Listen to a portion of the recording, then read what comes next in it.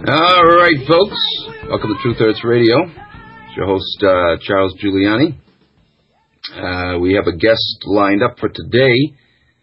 At least I hope we do. He's not quite called in yet, but then again, it's right at 9 o'clock.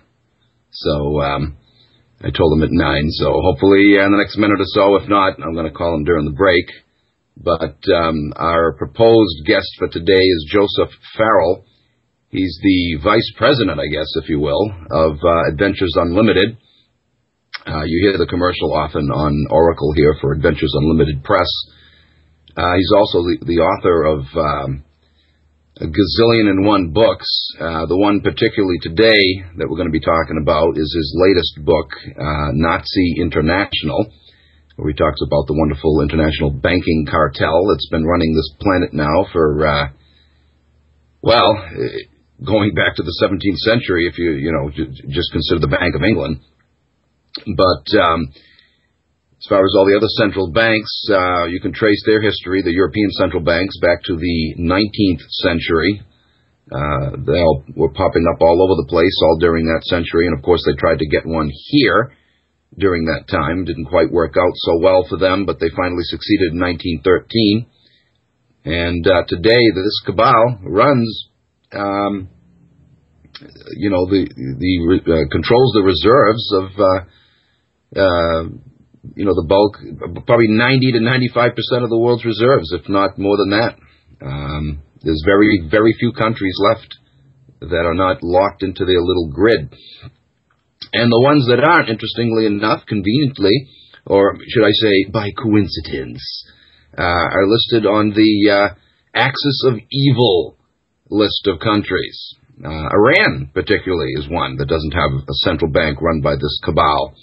But don't worry, they're busy working at it. They fully intend to invade that country, as you well know. It's one of the main reasons they want to do that. So anyway, he's not as yet called in, but like I said during the break, I'm going to be giving him a call, and hopefully we'll have him set up. If not, I got something else planned as a backup. But it's not like Joe to do this, so I'm hoping that maybe he's just having some technical difficulties. But I got the number right here, and like I said during the break, I'll be giving him a call.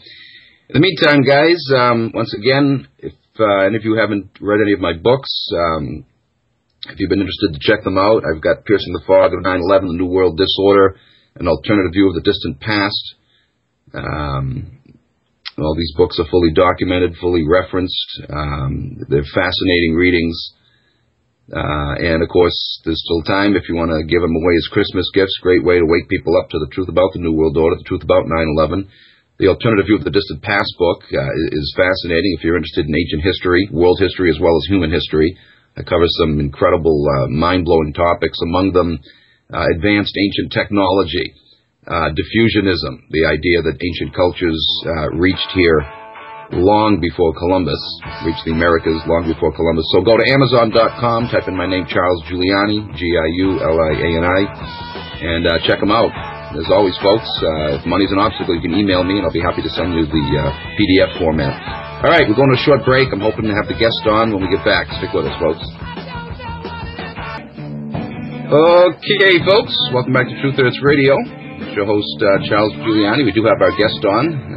There was a mix-up, as always. I'm known for this. I didn't make it clear, I guess, that this is an AM show and not a PM show. This does happen. Sorry about that, Joe. That's okay. You may have said it, and I just may have forgotten it. Sorry about that, Charles. I didn't cut your sleep off too much there. But anyway, he was kind enough to still come on the show. Once again, folks, this is Joseph Farrell. He's I've been calling you the vice president of Adventures Unlimited. That's probably not your exact title. The second in command. Anyway. Well, probably just main flunky. Yeah. We do advertise Adventures Unlimited here a lot on Oracle. I don't know if you knew that or not. We're one of our sponsors here. Well, cool. So I'm sure a lot of our listeners are getting your books, and if not, you need to be doing that, folks. Adventures Unlimited. I've been getting their catalog for years. It's great stuff. And of course, Joseph Farrell himself is an author who's written many books published by Adventures Unlimited. And as always, Joe, I've interviewed you before. We can go off on any topic you want. There's so much to talk about in this crazy world of ours. Crazy and fascinating at the same time. But specifically, we're here today to talk about what's your latest book, which is Nazi International. Very interesting book. I've been thumbing through it. You had sent me a complimentary copy. The floor is yours. You can just walk us through the book if you want. It's a fascinating read, and it's a very important read. It's something that, I wish every American could have a copy of it. Every person on the planet, as a matter of fact, to understand how this world really works. Well, it is an interesting book, Charles, and when I was writing it, I kind of felt like I was writing the script to a bad Hollywood B movie. Yeah, seriously. Truth is stranger than fiction. Yeah, it really is.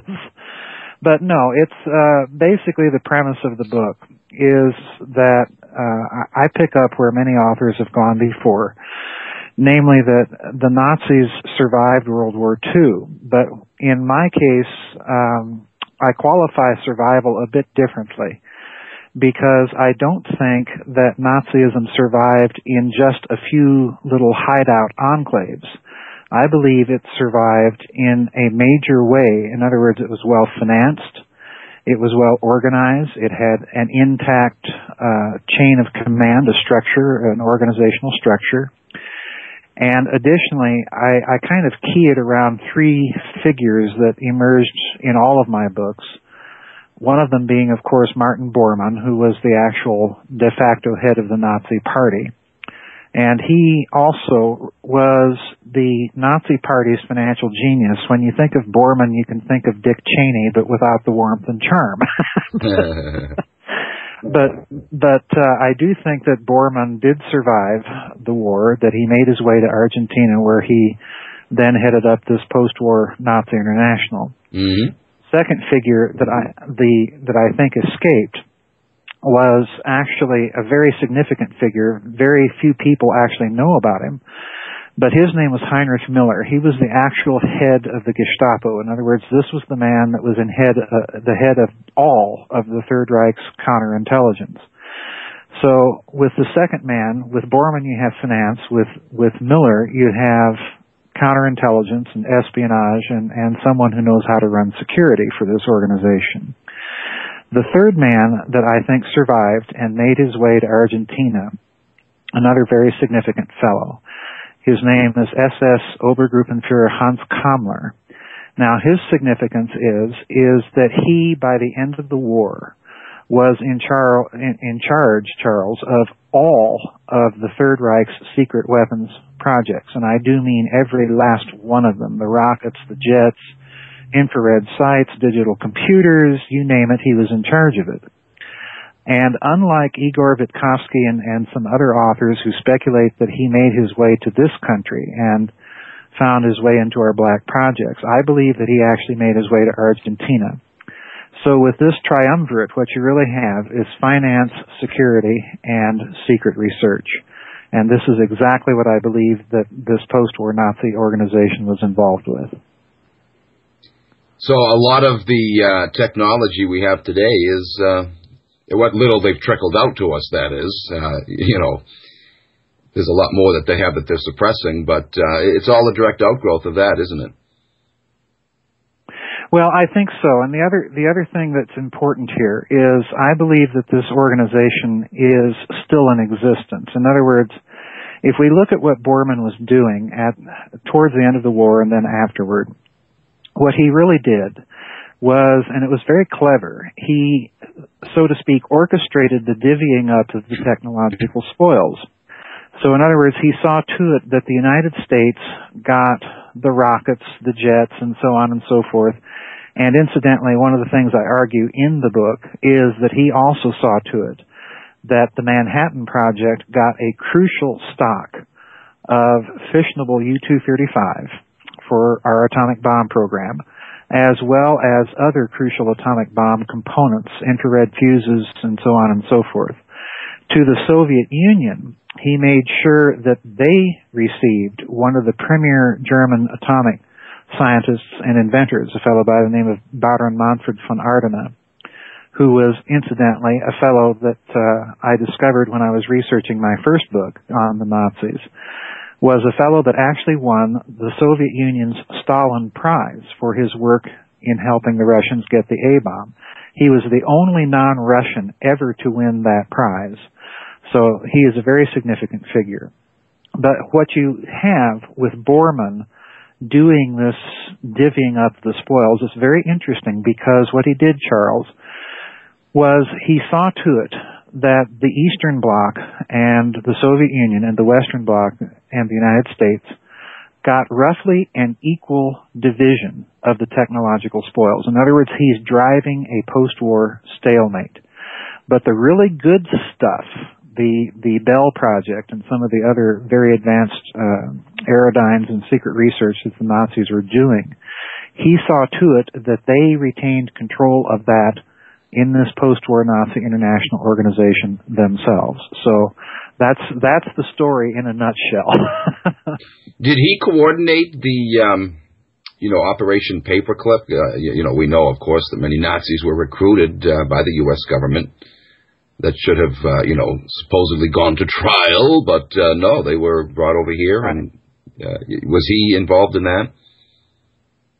Well, that's an excellent question, and I really don't get into it in any of my books. I kind of imply it or hint around at it, but it's an excellent question.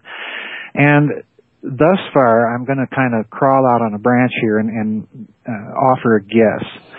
But given everything else that Bormann did and how tightly he orchestrated all of this goings-on at the end of the war, I think that he saw to it that we received a very crucial figure by the name of Colonel Ozanburg, a fellow that was in the Gestapo. Ozanburg was, in turn, the fellow that was responsible in the Gestapo. You know what, Joseph? Hold on 1 second. I think I'm hearing... Yeah, I thought so. We got to go to a break. I thought I heard some lead-in music. Hold that thought. Stick with us, folks. We'll be right back. I'm sorry. I didn't hear it, Charles. Yeah, no problem. I didn't either. All right, folks. We're back on Truth Hurts Radio. Once again, our guest today is Joseph Farrell. He's with the Adventures Unlimited Press, and he's the author of many books. Today we're talking about his book, Nazi International. Joe, we got cut off there with the break. You were in the middle of a fascinating diatribe, if you want to pick up where you left off. Sure. I was talking about this SS Colonel Vilhelm Ozanburg, and he was the fellow in the Gestapo that was tasked, one of a very few, that was tasked with vetting the scientists for these German secret weapons projects. Well, interestingly enough, he was captured by the Allies, and then he wound up working for Operation Paperclip, basically telling us who we needed to pick up. And on top of all of that, Charles, he was the fellow that we entrusted with vetting these Nazi scientists for our own Paperclip project. Now, I've always thought it very suspicious that this guy so easily fell into Allied hands. So, in other words, in answer to your question, was Bormann basically kind of orchestrating, not only who got the technology, but who got which scientist? And I think that a tentative answer to that question has to be yes, because he was such a detail man, let's put it that way, that he coordinated basically everything at the end of the war. So it wouldn't surprise me that he was behind this as well. Now, common sense says that there's always big money behind every tyrant. Obviously, Bormann had to have some big finances, propping him up. Have you traced that to its source? I mean, are we looking at London? Are we looking at the Reichsbank? The Warburgs? Do you know specifically who? Excellent question. And that opens up a whole other can of worms. In fact, I've got a book coming out with a different publisher. And the book is called Babylon's Banksters. It's coming out this spring. It's published by Farrell House. And I begin more or less where I left off the Nazi story. And that is with the Bilderbergs. And let's look at the Bilderbergs here very closely, because I think that many people have an erroneous impression of what the true founding purpose was. On the side of the Anglo-American elite, we know who was involved. We know that David and Lawrence Rockefeller were involved. We know that the Rothschild involved. So in other words, there was London and New York, basically. But on the European side, let's look very close. The fellow that starts it is Prince Bernhard of the Netherlands, of course, a major stockholder in Royal Dutch Shell. But what people do not realize is that Bernhard was an SS officer during the war. Wow. Now, this puts him, therefore, in the chain of command so that if any post-war organization of Nazis exists after the war, he is still, under his SS oath, beholden to that chain of command. And at the top of it, of course, is perched Martin Bormann, because Bormann is also an SS general, a 4-star SS general. So in other words, this guy, he was a member of all the organizations that there were to be a member of. Right.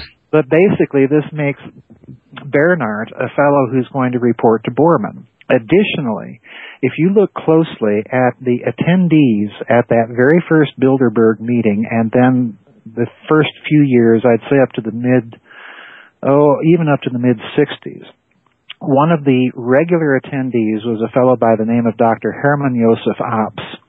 And this fellow was actually the fellow that was the CEO of Deutsche Bank, okay? During the war and before the war, Dr. Abs was actually a director of a small handling bank in Berlin. And it's interesting what that bank was. That bank was actually the bank that handled all the accounts for the Reich government. In other words, he was the fellow that paid Hitler his salary as chancellor. Okay. Wow. Now let's look closely then at what else is going on here. Because Bormann, in Argentina alone, just stop and consider this, Charles, in Argentina alone, he and Juan Perón had a joint bank account of over $800 million.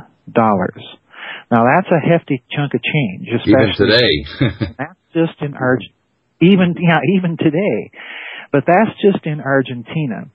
So in other words, Bormann is sitting on top of all of this Nazi loot. And I take issue with those who say that the Allies are successful in rolling up this post-war Nazi financial outfit, because what we know is that he created 750 dummy corporations to launder all this money. Wow. So that leads me to suspect, Charles, that the Bilderberg Group's real purpose was to take all this Nazi loot, okay, launder it through Western banks. After all, they're the ones with the connections to do it.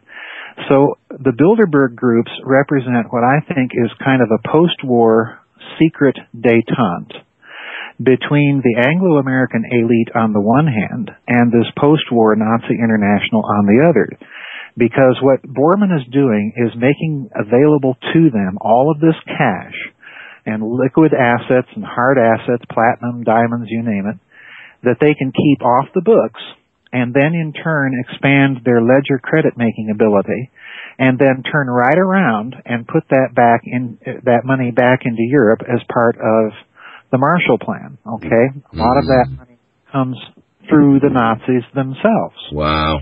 Now, this is also interesting, Charles, because Bormann, as I indicate in the Nazi International, one of Bormann's explicit post-war goals was to create a European federation which, in his words now, Germany would be able to dominate economically and by elastic political means. And if you look at what has happened in Europe since the German reunification, I spend 2 chapters in this, Charles, in the book on this subject. Germany almost no sooner had the Berlin Wall come down and West Germany basically annexed East Germany and what can at best be called a shotgun wedding.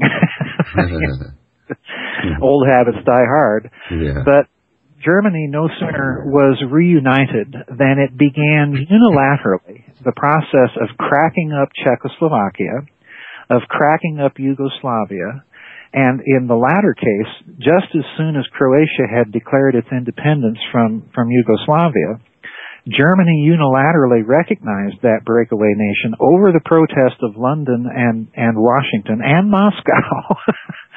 And when Croatia asked for troops, bang, Germany sent troops for the first time outside of German borders since the end of World War II. So in other words, every indication, Charles, is that the goals that Bormann set for this post-war Nazi organization have in fact played out. They have in fact come true.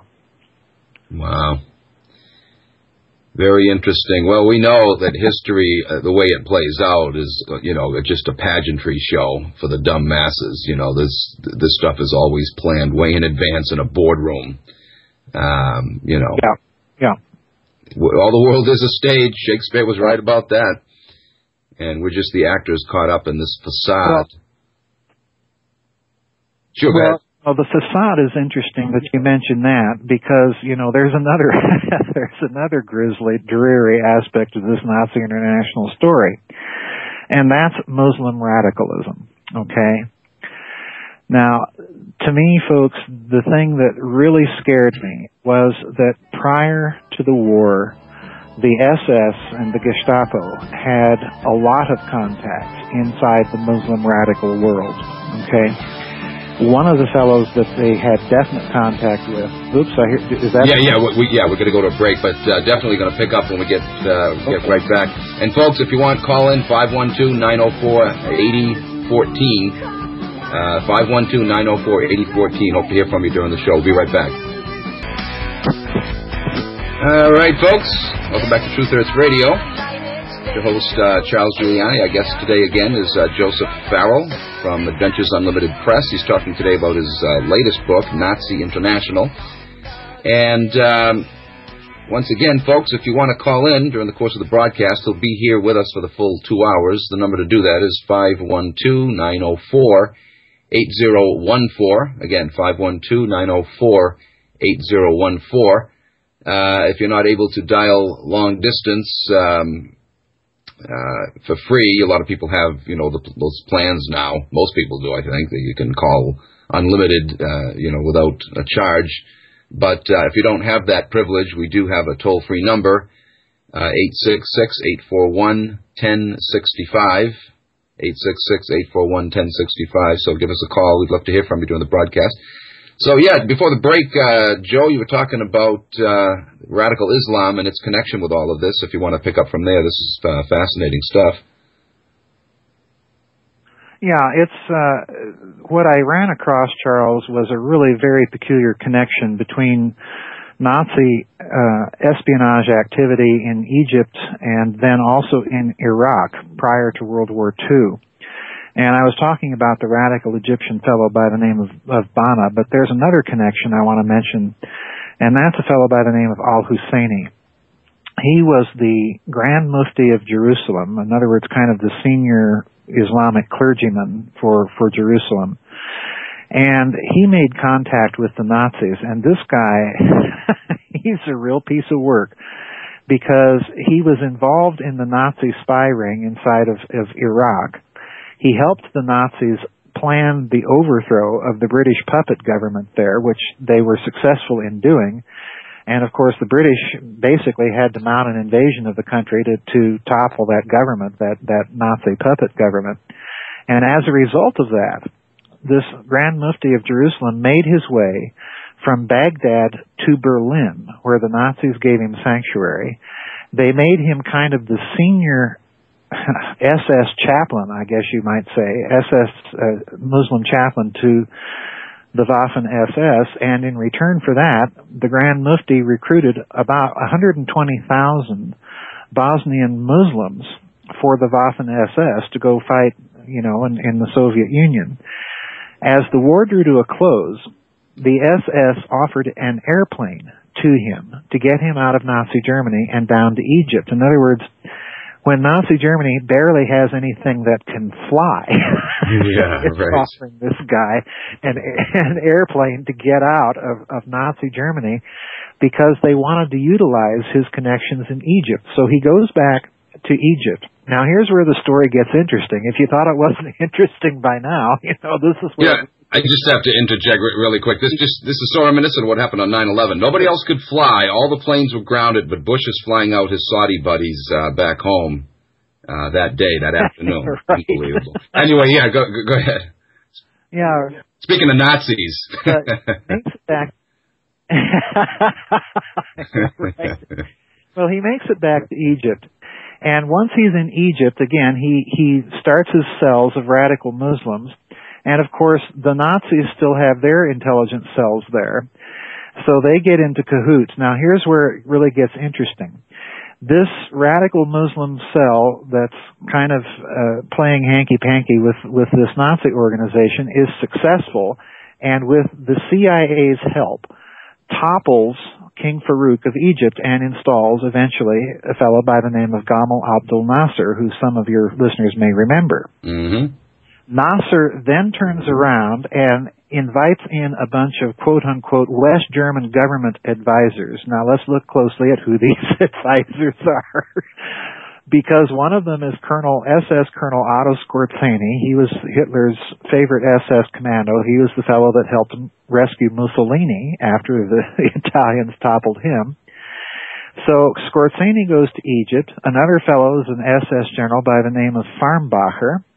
And then a third fellow is another general, a German general by the name of Otto Rehmer, who just so happens to be the very general that stopped the coup attempt against Hitler in July of 1944. In other words, this is the guy that you find in Tom Cruise's movie, the guy that, is called on alert and then the alerts are canceled and so on and so forth. Well, this is the guy that remained loyal to Hitler and stopped the coup. So you've got all these Nazis in Egypt, and what are they doing? Well, one of them, a fellow by the name of Dr. Wilhelm Voss, was the citizen liaison to SS General Hans Kammler, the fellow that escaped to Argentina. He's helping the Egyptians build missiles and rockets with West German government help. The SS people there in Egypt are training Nasser's army and his intelligence service. And, of course, the whole design is to go after Israel. Now, as you know from history, Nasser ultimately kicked all these Germans out and invited in the Soviet Union, okay? And you'd think, well, the Nazis can't possibly have been that successful in Egypt if they were so easily kicked out. Wrong.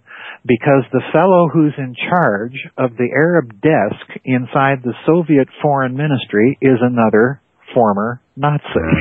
Unbelievable. He's the fellow that helped. Yeah, it really is. You always got to peer behind the curtain. Never mind what's going on the stage. That's right. Exactly so. But in other words, basically the bottom line is this. You had, Charles, a Nazi organization that was during the war and then after the war in liaison with these radical Muslim cells and helping train them. And incidentally, I forgot to mention that one of Colonel Otto Skorzeny's very good friends not only was the Grand Mufti in Egypt, but his cousin, who just so happened to have been Yasser Arafat. Mm-hmm. In other words, when you look at this... Who was a Bilderberger, too, by the way. Oh, yeah, exactly. So what you have, I think, is a Nazi organization that ultimately, if you peel back the curtain, not only do you find a bit of CIA involvement with the Mujahideen in Afghanistan, but if you look deeper, my friends, historically, you'll find that most of these cells were trained, equipped, and ultimately financed and payrolled by this international Nazi organization. And it grew so powerful and so influential in international terrorism that they actually sponsored a terrorist summit in Barcelona, Spain, under Franco's regime prior to its fall. So this is a very, very powerful organization. Now, how does Mr. Kurt Waldheim fit into this, of course, having become the Secretary General of the UN? I mean, how do you go from being a Nazi war criminal to, obviously there's something going on here. Unbelievable. Well, I don't talk about Waldheim, but that's another excellent question, and again, I'm going to speculate a bit. You cannot get someone like that into that kind of position of power and influence unless you have some major backing. And my suspicion is, Charles, that when you're looking at all these people that, former Nazis that get into these positions of power after the war, that the only conceivable way for them to be in those positions is if there is, in fact, an underground, well-organized, very sophisticated post-war Nazi organization that is helping to do it. Sure. Anywhere you look, really, if you look long and hard enough, even, the World Anti-Communist League that was based in Taiwan, well, that's another one of these Nazi front organizations, basically. It's connected to this post-war Nazi International. And, you mentioned President Bush ferrying his friends out, back to Arabia when all the other planes are grounded. One of the most frightening things to me, Charles, about this post-war Nazi organization is that it does have, I believe, some very, very palpable connections to the Anglo-American corporate elite. Oh, sure. But I think, in addition to those connections, I think what we're witnessing now is the breakdown of that post-war Nazi détente. Because if you look at Bormann, if they're striking a deal with that Anglo-American elite and giving them all of this money at the end of the war, it's like I say, with Bormann, you're dealing with a Dick Cheney without the warmth and charm. Someday, those markers are going to come due. And you'd better be able to pay when they call those markers in, because that organization has the means and willpower and willingness to take you out if you don't do so. So I think we're looking at now a kind of a breakdown of that post-war détente. I think there's some real hidden, real serious factional infighting going on between those two factions. Sounds good to me. Let's hope the whole thing comes unraveled. Folks, we're going to skip to another break. Stick with us. We'll be right back. All right, folks. Welcome back to Truth Hurts Radio. Our guest again is Joseph Farrell from Adventures Unlimited Press. Joe, were you in the middle of something before the break? I'm trying to remember now because I wanted to go off and ask you a few other questions. Well, if I was, I don't remember it. Okay, so good. Let's go into, well, not good, but I wanted to get your opinion on Mr. Ratzinger, who now, of course, is Pope Benedict XVI. Right. He's he actually admitted that he was a Nazi, a youth, Hitler youth, I guess. Right. And apparently his father was a Nazi? All that. Well, to me, both of these things, as far as I know, are true. At least in Benedict XVI's case, yes. He did admit that he was a member of the Hitler Youth. But to me, this really isn't all that significant, Charles, for one very simple reason, and that is that under law inside the Third Reich, I think beginning in 1934-35, the young men, boys, basically were required to be members of the Hitler Youth. In other words, there was extreme pressure put on people to join some sort of Nazi party organization. So that, to me, is not all that unusual. The fact that his father, may have been a Nazi, that, to me, again, isn't really all that significant because... In and of itself, yeah. Again, right, yeah, as far as I know, and again, I haven't pressed this research very far at all, because I've been, researching other things with regard to the Nazis, but as far as I know, his father, the Pope's father, was not all that highly placed. He had some sort of low-level administrative function, if I recall correctly, that he was part of. But, that said...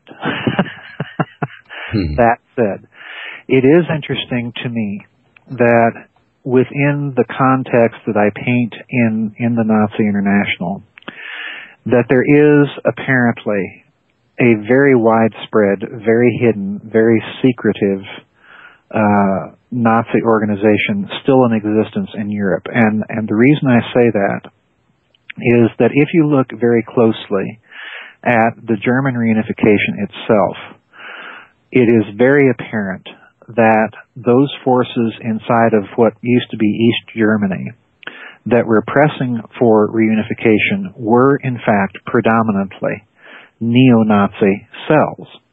Now, here's the thing, Charles. When they began this movement, as the Soviet bloc began to fall apart, when this movement for reform in the East German government began, it was not pressing for reunification with West Germany. But that movement was quickly co-opted by these neo-Nazi cells who showed up at meetings with cell phones, computers, very well organized, and very well financed.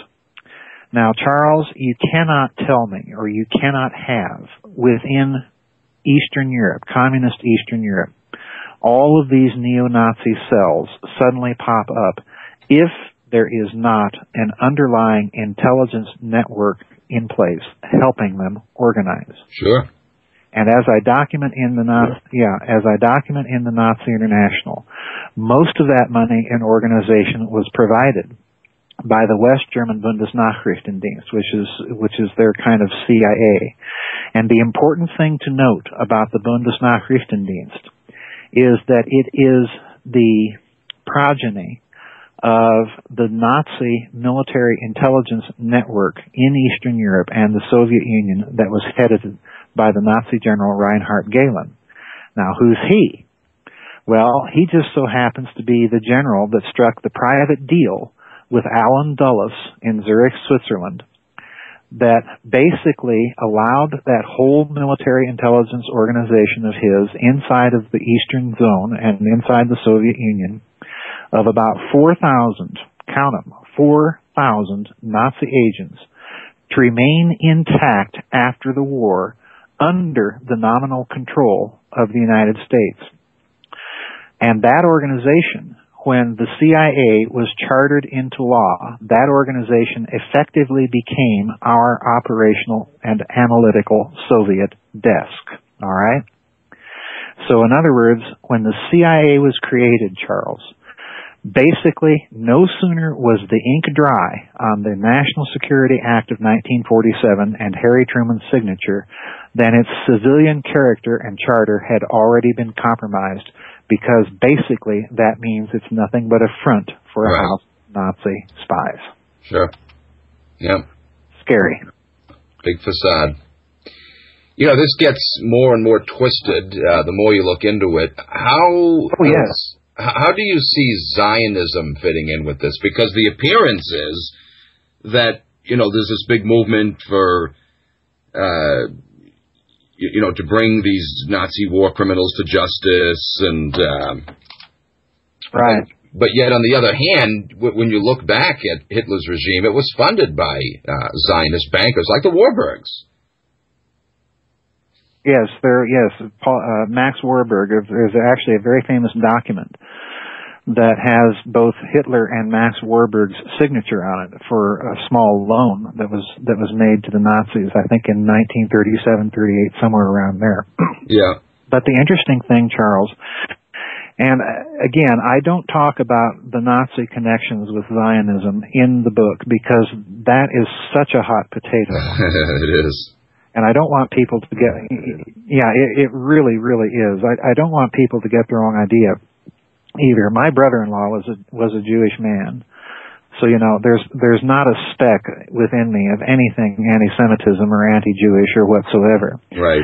But he told me about a book that was written by a very famous Jewish playwright back in the 60s, and his name was Benjamin Hecht.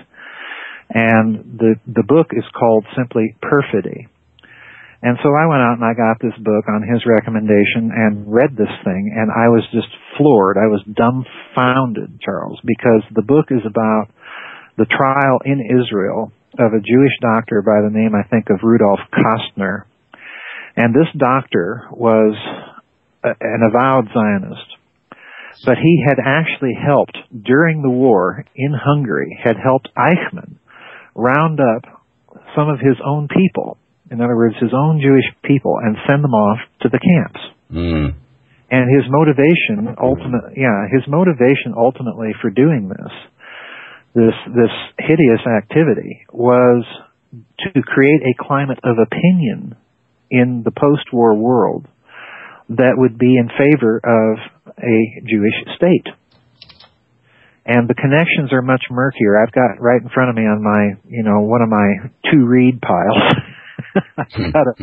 I've got a book by an author by the name of Christopher Simpson, and the book's title is called Blowback. And what he mentions very briefly in this book, I think around page 230, somewhere in there, is that prior to the war, there was a very covert operation that was being led by the Gestapo, by the Reichssicherheitshauptamt, really, to give it its official name, to train a bunch of Zionist guerrillas in guerrilla warfare and combat tactics, and they would then go down into the British Mandate in Palestine and basically commit acts of terrorism against Arabs and people in Palestine and unhinge the British Mandate there. So yet again, you have another one of these very shady, very murky connections between Nazism and Zionism. If you can imagine, in 1938 and 1939, a bunch of Zionist activists being trained by the SS in terrorist tactics to go down and get things all stirred up in the Middle East. It's just how twisted this gets, like I said. It is. It's very, very twisted. Like I said, it's I felt that at times when I was writing this book, Charles, like I was writing the script for a bad Hollywood B-movie. But the truth of the matter is, when you boil it all down, is that you have Nazis connecting with radical Islam and helping train terrorist cells and Fedayeen and so on. And on the other hand, you had Nazis helping train Zionists. Yeah. Well, they love terrorism because they can manipulate it to bring their agenda about under the guise of fighting terrorism that they instigated in the first place. All right, folks, another short break. Stick with us. We'll be right back with Joseph Farrell. All right, folks. Welcome back to Truth Hurts Radio. Now into the second hour with our guest, Joseph Farrell. Talking about his book, Nazi International. Fascinating stuff. We were talking before the break about Zionism and its collaborations with the Nazi movement, and it gets so twisted. It's like, your first encounter with this is to shake your head. Your first response, I should say, to your encounter with this stuff is to shake your head in disbelief. Yeah. It can't be, but it is. This world is far crazier than what we're led to believe on the surface. It's nothing at all like it is the way it's portrayed for us. You get behind that curtain, and it's bedlam. It's crazy. It's madness. Menachem Begin. It really is.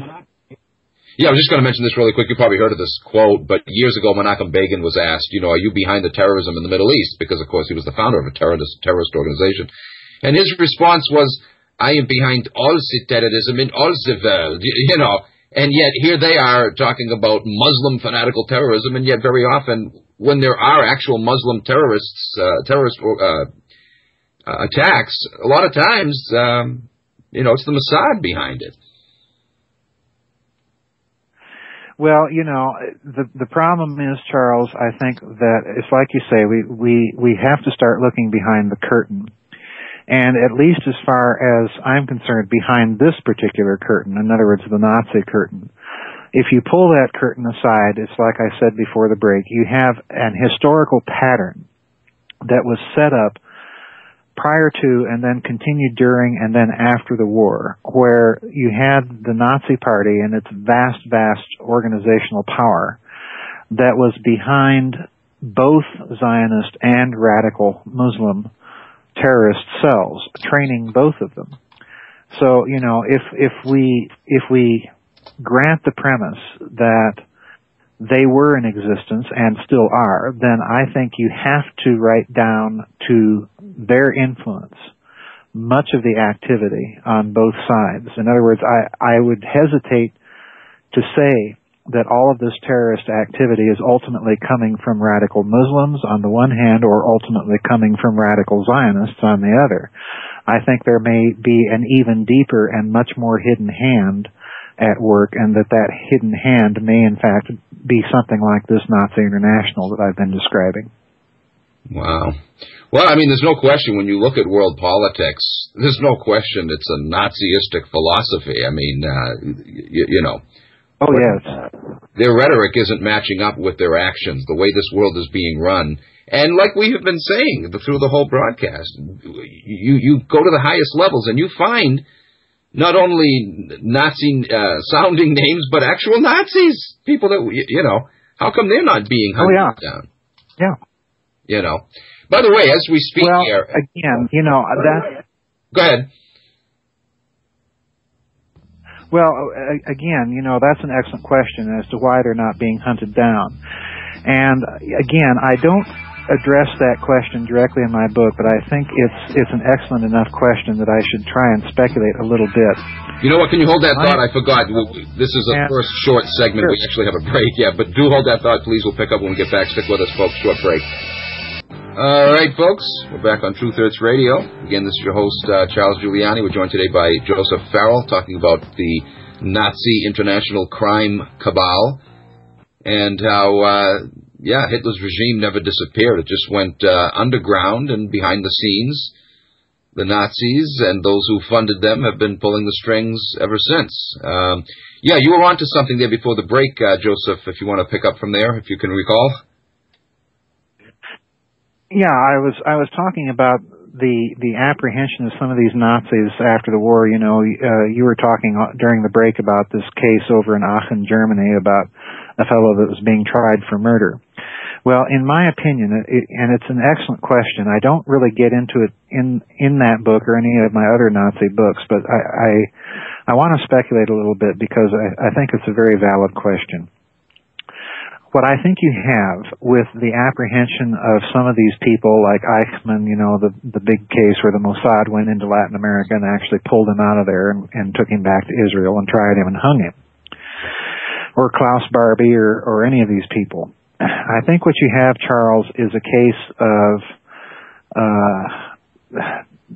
quite literally the small fish being tossed away. In other words, I don't think that any of these people would have been successfully apprehended if that Nazi organization itself were not complicit in those activities.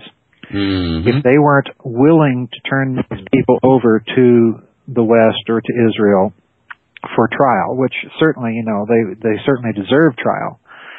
But if they weren't somehow involved or acquiescent in that activity, I don't think any of it would have happened. I think what you have then is they're turning over the small fry while the big names themselves are free. And that's exactly what I think is going on. They're expendable, and it gives the facade of justice being served. It's just a big play. Exactly. And we were talking... That's exactly so. Yeah, we were talking during the break about this. You know, that this applies with the so-called war on terrorism. They're doing the same thing. They're going after either low-level terrorists or people that aren't even terrorists at all. They're just creating the illusion. The BBC did a really good series on this called The Power of Nightmares, and they talked about how, they're taking people into these prisons, and they'll torture them for a while, and they'll give them a script sheet and tell them to read a phony confession, and if they cooperate, they'll stop torturing them. Unbelievable. Right. You know, well, that's straight out of the communist and Nazi playbook. So, Sure. You know, the methods really haven't changed. But I think that's exactly the game that's going on here, because, you know, one of the things I do document at great length in that book is that in Argentina you had a major, and I'm not talking about just a little enclave here, I'm talking about an area of Argentina 10,000 square miles, in other words, as large as the Commonwealth of Massachusetts that you're living in. And the Nazis bought all this land during the war and basically created an enormous compound down in and incidentally, it's still there. Mm-hmm. I know that for a fact. But, you know, this compound, you had to have military-style passes, quite literally, to get in, and all security was headed by the SS. And if you talk to the local Argentinians in this area of Argentina, they will get very hush-mouthed if you start asking questions about this compound, because, you know, it's still there. It's very, very large.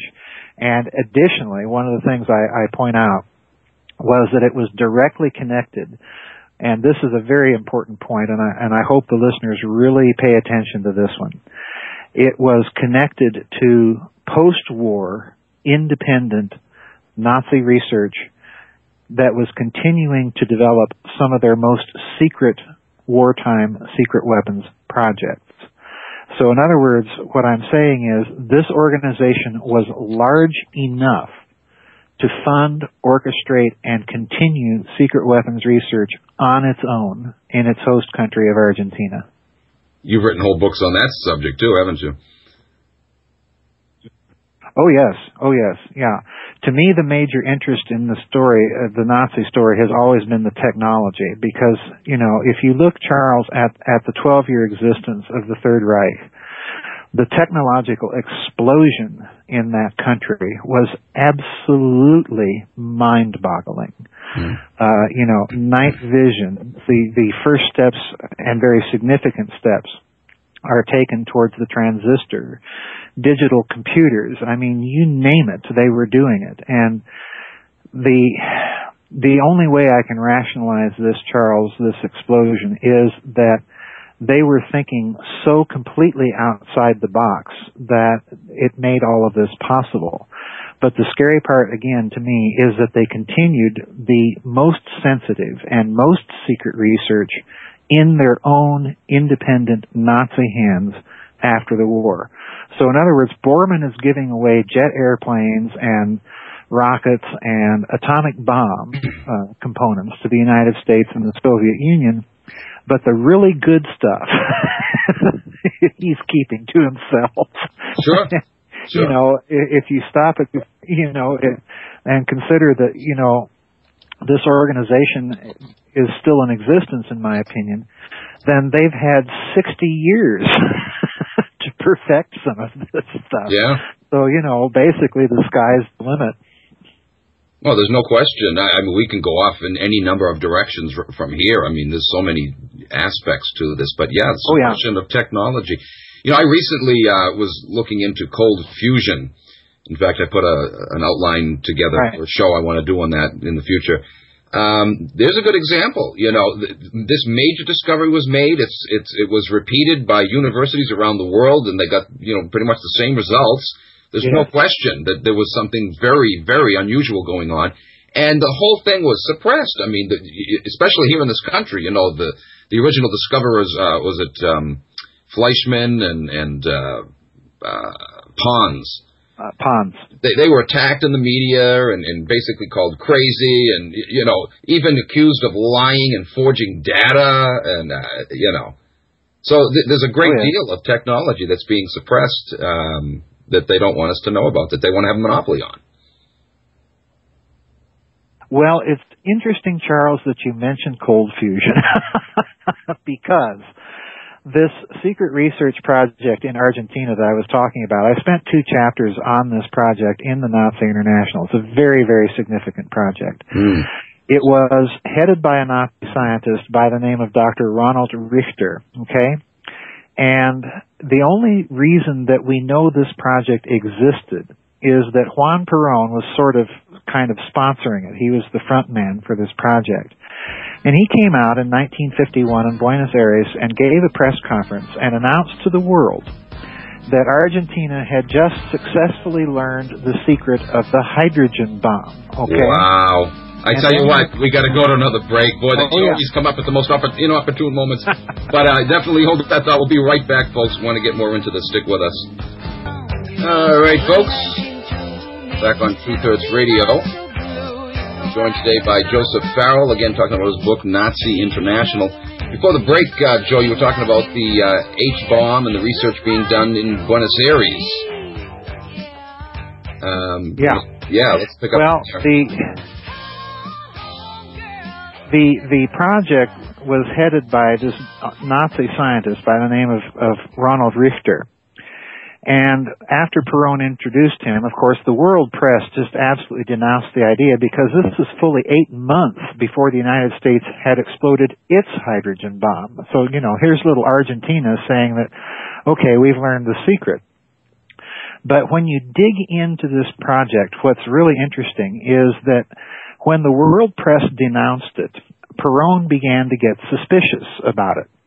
So he appointed a special commission of Argentinian scientists, nuclear scientists, to go down and investigate this project.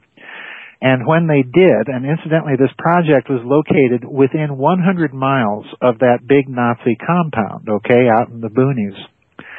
So the Argentinian scientists go down there and demand that Richter perform a lot of his experiments.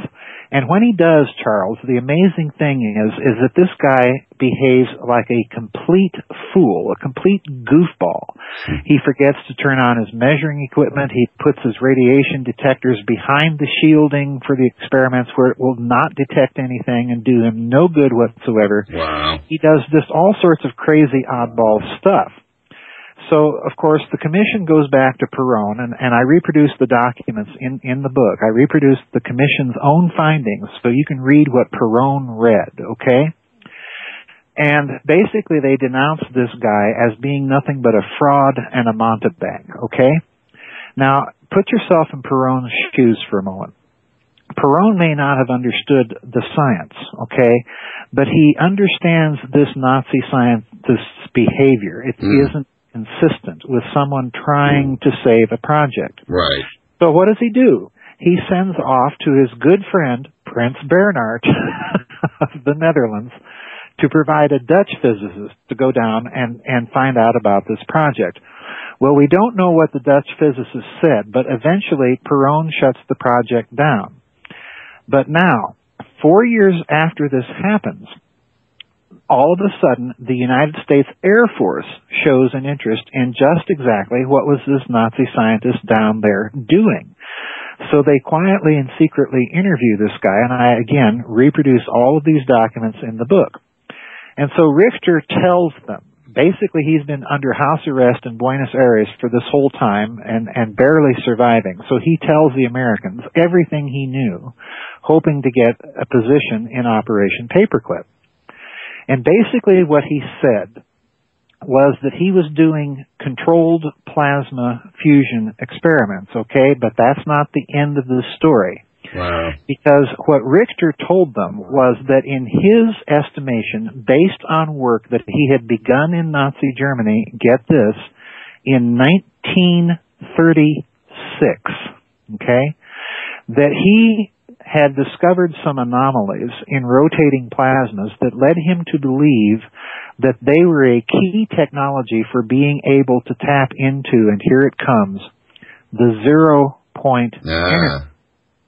And incidentally, he uses that exact phrase, 0-point energy. Wow. And to my knowledge, Charles, this is one of the very first times anywhere in the literature that you find that phrase that early.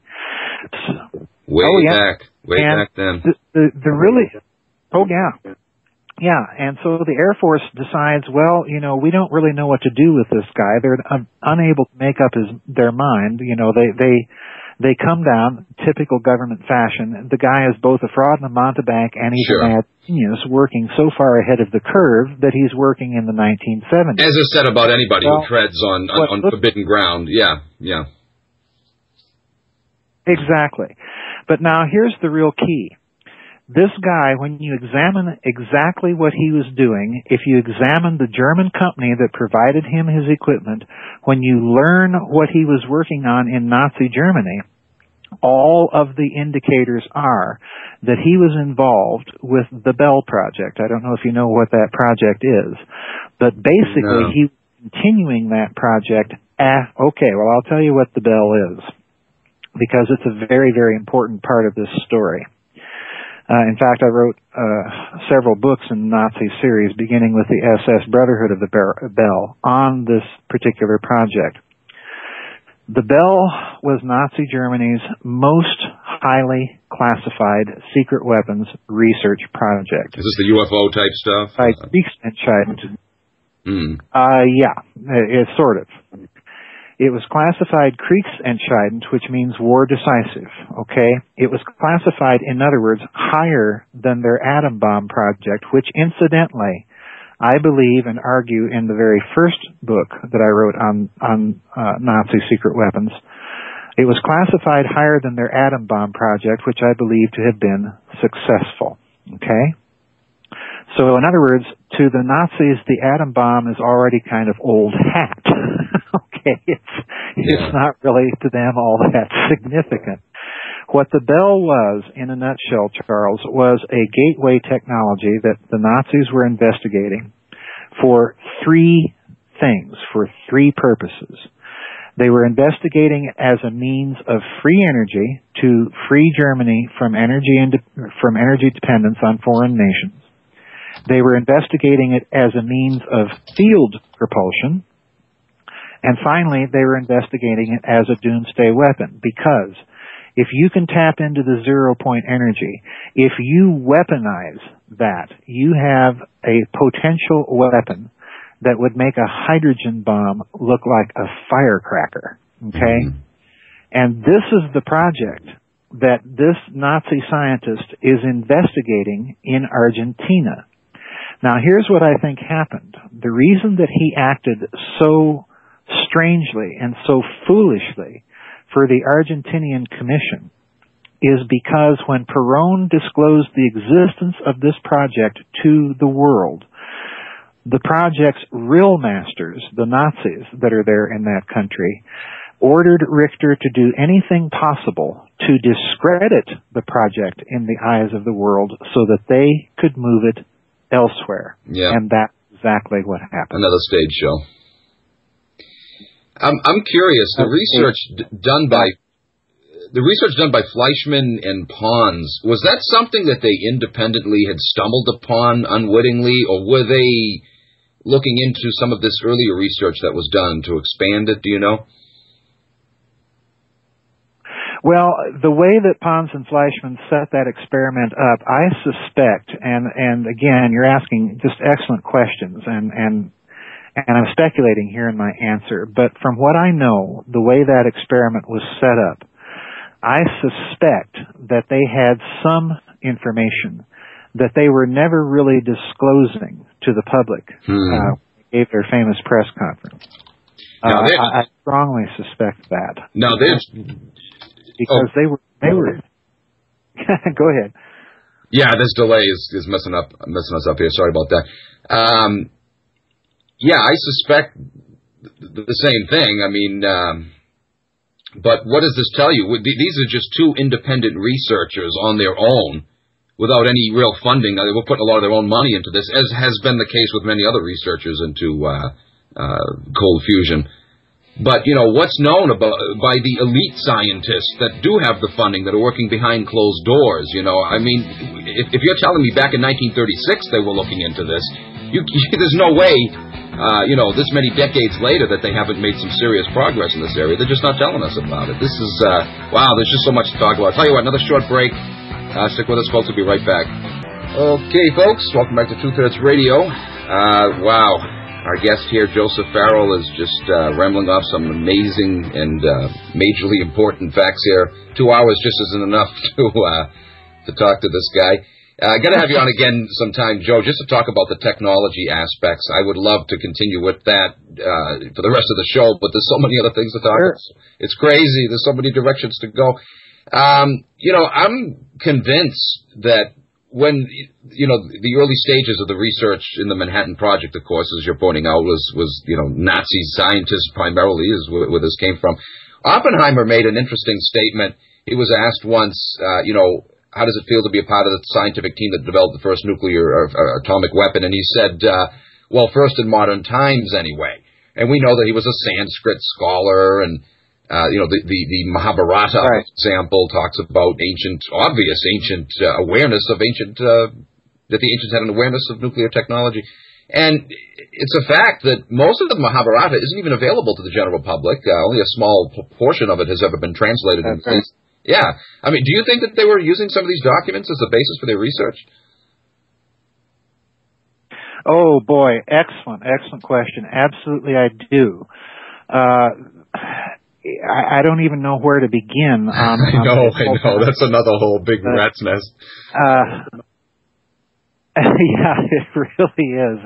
And when you add Nazi rats into the rat's nest, right? Yeah, it gets even messier.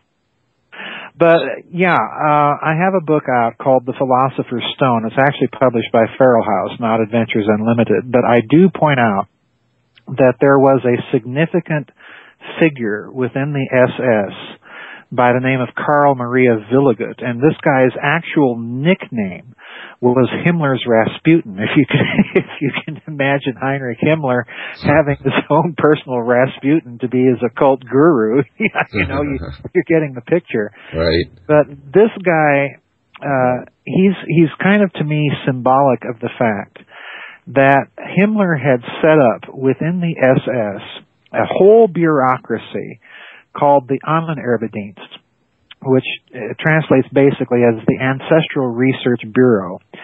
But if you look at the actual decree that establishes this very top secret department of the SS, he says in this decree that one of its primary functions will be to investigate all avenues and aspects of the esoteric or the occult for its potential military application. Okay? So stop and consider, Charles, what has just been said. You have, for the first time in modern history, a major world power, a technologically sophisticated country, devoting significant financial and personnel resources to do exactly what you just said. In other words, investigate the occult, ancient texts, and so on for their potential possible scientific significance. Absolutely. Yeah. Right. And then our Pentagon comes along with their full spectrum dominance paper. Yeah, they want to cover all the bases and excel in every one of them and create monopoly so no one can ever aspire to... And again, this is why our textbooks are so dumbed down. People are spoon-fed. Yeah. You can get a PhD today in technology, and you're only going to be given a few crumbs, pablum, basically. Here's another aspect to throw into this while we're on the subject. I'm convinced, every time the war breaks out, the victors apparently raid. This was the case in Baghdad, of course. We raided the Baghdad Museum. That was obviously an inside job. How could they have gotten away with that during shock and awe? Have, half a dozen, I think it was 8 or 10 military transport vehicles that looted the Baghdad Museum. And, of course, during World War II, the Berlin Museum with the Troy treasures and God knows what else was in there disappeared and was supposed to believe that, they were destroyed during the bombing raid. You've got to be kidding me. They make extra special care to make sure that they get those treasures out of there long before any bombing raids will destroy anything of it, The only thing they'll destroy is insignificant things that they don't care about. They're not going to destroy treasures like that. So, I mean, obviously this, they want these treasures because they're worth a lot of money, and a lot of the elites are collectors of this stuff. But I think it goes beyond that. Are they taking, hints of ancient technology and making sure the public never has access to it? Oh, boy. Another excellent question. And, in fact, I do, in several of my books, have footnotes about what I think the Baghdad Museum looting was all about. I do believe it was an inside job, absolutely. I do not believe that it was our inside job. Yeah. And the reason I don't, Charles, is because Germany and France had several archaeological teams in Iraq digging around for Saddam Hussein and uncovering all this stuff.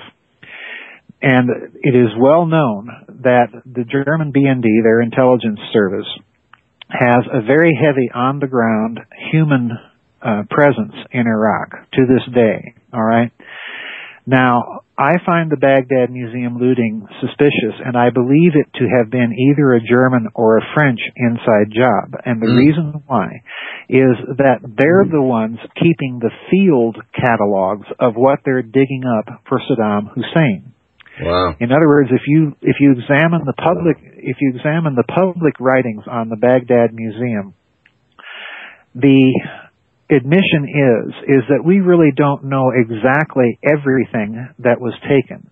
Most of the objects of art we were able to recover. But the fact of the matter remains that many of the things that the museum had not cataloged were cataloged by those German and French archaeological teams. So they knew exactly what was there and where it was. And knew what to go after. Yeah. So it would be a very simple... and knew what to go after. And it would be a very simple matter for the German or French intelligence services to pull a false flag operation and make it look like we did the looting. And what makes me suspicious that this is in fact what happened is almost as soon as the looting had occurred, the German media was pinning the blame on American soldiers. Okay? So that makes me very, very suspicious that it was in fact probably a German job, not an American job, and that they got out of there with some very, very significant stuff. So yeah, I think that there is a quest for this ancient technology. It was certainly part of Nazi ideology.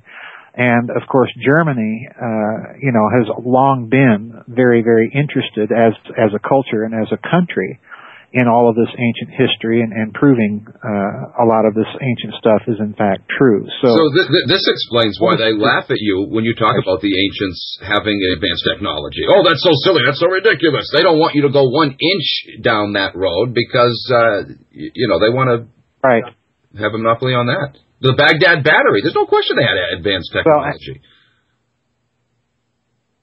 Well, this is another thing, Charles. I've not only written a series of books about Nazi technology, I've written a series of books about ancient technology.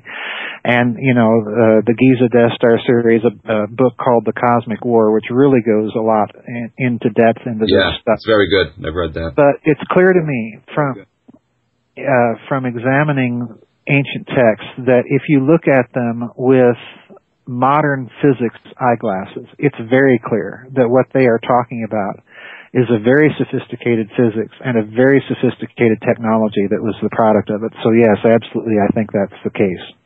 Wow. And again, we could spend a whole show, several shows just on that, but there's so many other things I want to cover here. We've talked about Argentina, of course, as a haven for Nazi criminals after the war. Right. How about Brazil and Ecuador? We know some communities were established there as well. Was there anything major going on there? And of course, the role of the Vatican in this, the Vatican rat lines. Oh, another excellent question. And the short answer, is there anything going on in Brazil, Ecuador, and some of these other countries? Absolutely there is. In fact, just after I published the Nazi International, there was a Latin American journalist by the name of Jorge Camarasa that published a book, I think either in Portuguese or Spanish. I forget if it came out in Brazil or Argentina, but he documents a small town in Brazil that has been shown to have an unusually high number of blonde-haired, blue-eyed twins birthed in this small little town. And he traces this to the post-war activity in the 60s and 70s of none other than Dr. Joseph Mengele. Okay, wow. So, in other words, we're in a real Boys from Brazil scenario here. It's not just a fictional movie. Wow. So, yeah, I think that activity, that research activity went on and continued in Latin America. And tell you what, sorry, Joseph, we got to go to another break, but hold that thought. Pick up there when we get back. Stick with us, folks. Sure. All right, folks. Welcome back to Truth Hurts Radio. So much to talk about, so little time to do it. Before the break, Joseph Farrell was talking about Latin America and Brazil and Ecuador and some of these other countries. You want to pick up from there, Joe? Hopefully we can get a lot more information here in this last segment. Sure. The other thing I was going to mention is that it's my belief, although I've found no really good substantial evidence of this as yet, but it's my belief that this post-war Nazi organization very quickly penetrated and helped organize a lot of the Latin American drug cartels. So in other words, they provided basically the security service and training for those drug lords to provide their own security. So, yeah, it's connected in so many ways, in not only to the above ground politics in Latin America, but it's also connected to some of the underground activity there as well. A big part of which, of course, was the Iran-Contra affair, and Nazi Daddy Bush was running all of that.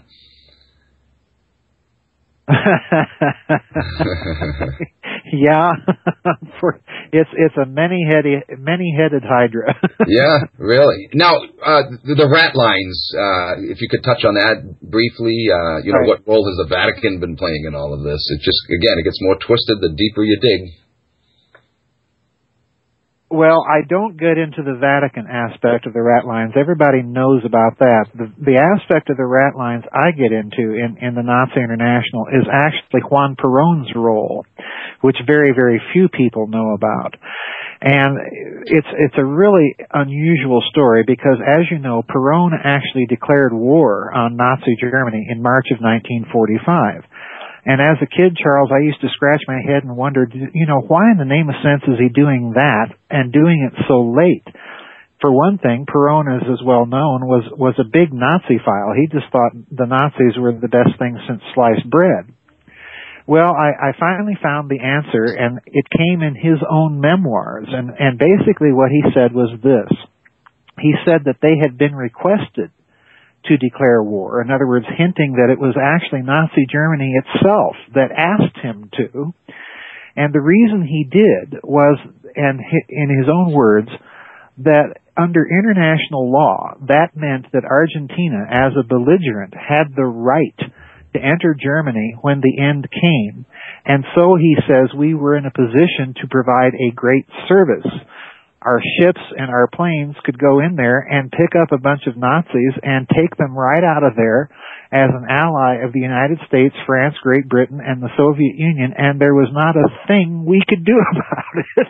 Wow, wow. You know, he's flying all the, yeah, I mean, you know, talk about being sucker punched, you know, we've been pressuring Argentina to enter the war, so when they did, you know, it was all for Argentina's benefit. Wow. We're so scammed. It's unbelievable. Yeah. It's unbelievable. Yeah. It becomes a question of not what are we being lied to about, what are we being told the truth about is more the question, if anything. Yeah, exactly. It'd be a lot shorter answer. Now, real quickly, in your book, you mention Wilhelm Landig and his novels. How does that fit in with all of this? Oh, boy. Well, Landig was a post-war neo-Nazi author. I mean, this guy definitely was a neo-Nazi, and he was also a member of this post-war German neo-Nazi spy network. But basically, Landig, in his novels, states that these are novels full of realities. And he maintains in these novels that their number one is a post-war extraterritorial Nazi state. Number two, it is based more or less in Latin America.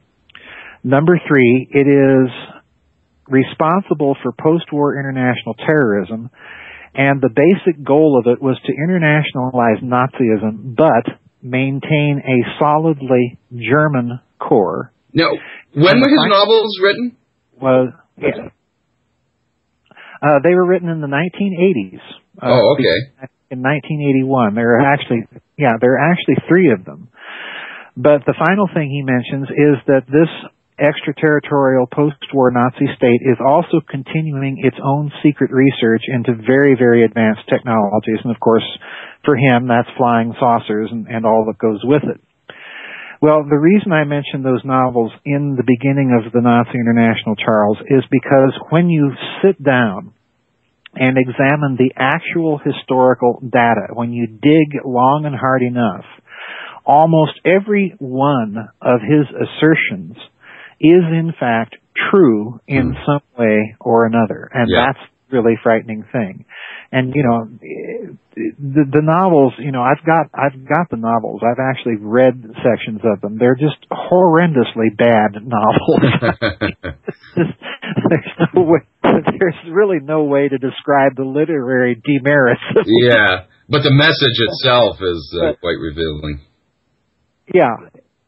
The message itself is very revealing because, again, he's pointing clearly that all of this stuff is in fact true, and that these Nazis are still in existence, and they're still researching all of this very sophisticated technology. And kind of like George Orwell, the stuff he wrote about. Well, he wrote prophetically, yes, in advance, but same idea. Yes, exactly. Wow. And Landig was in a position to know, because he was a member, like I say, of this post-war international spy organization that was being run by these Nazis. So, he fictionalized basically what was actually taking place. Yeah, and Orwell, of course, himself had British intelligence connections, so he was writing, from a first-hand perspective as well. Right. Wow, this is fascinating. Well, we've only got probably another minute or so left. There's just so many directions. I tell you what, obviously, you're going to be a repeated guest on this show if you don't mind. Sure, that's fine. Yeah, in fact, when your next book comes out, definitely going to want to check that out. So, Joe, why don't you go ahead and plug any website or anything you want in the last couple of minutes we got, or a minute? Okay. I have 2 new books coming out this spring, one by Farrell.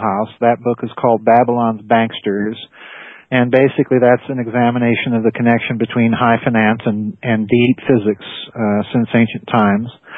I've got another new book coming out with Adventures Unlimited also this spring called Roswell and the Reich, and that book is guaranteed to make lots of people in the ufology community very upset. But the book that we're talking about today, The Nazi International, that's available from Amazon.com. You can go on, or Adventures Unlimited Press, and they do have an 800 number during normal business hours. That's 1-800-718-4514, and please don't call them today. Just wait till tomorrow if you're going to deal with Adventures Unlimited directly. Yeah, there's great stuff at Adventures. I'm sure most of our listeners are already aware, but if you're not on their mailing list and receiving their catalogs, you really need to be, because it's a great way to expand your mind. They deal with every eclectic subject under the sun: politics from an alternative viewpoint, science, medicine, health, you name it, it's all in there. Many of the subjects we're talking about here, of course, their books cover that. Joe's books certainly cover this material. Yeah, I want to thank you again, Joe. Keep up the good work. Like I said during one of the breaks, I don't know how you do it. You push these books out, sometimes 2 a year. It's incredible the amount of research and work that goes into this. Being an author myself, I can't imagine how you do it. How many books have you actually written to date? I've got 9 published so far, and 2 more on the way, so it'll be 11 in a few months. Wow. That's great. Just the way you get them out so many so fast, it's wonderful. Keep it up. You sound like a dam that is just eager to burst. Anyway. Maybe so. Yeah. Anyway, and I'm still trying to get David Hetcher Childress on one of these days. I'm hoping to get him on. He, of course, is the big man on campus there at Adventures Unlimited, the chairman or the CEO, if you will. Hopefully we can get that hooked up here at some point. I still want to interview him about his book on the Olmec civilization. Anyway, that is all the time we have. There's our closing music. Thanks again, Joe. Keep up the good work. We'll definitely be in touch, and in a few more months when your book comes out. Thank you, Charles. I appreciate it. Definitely. I'll be in touch. Okay, folks, have a good week. Another important topic next week. You don't want to miss it. Until then, have a good time, and keep up the good fight.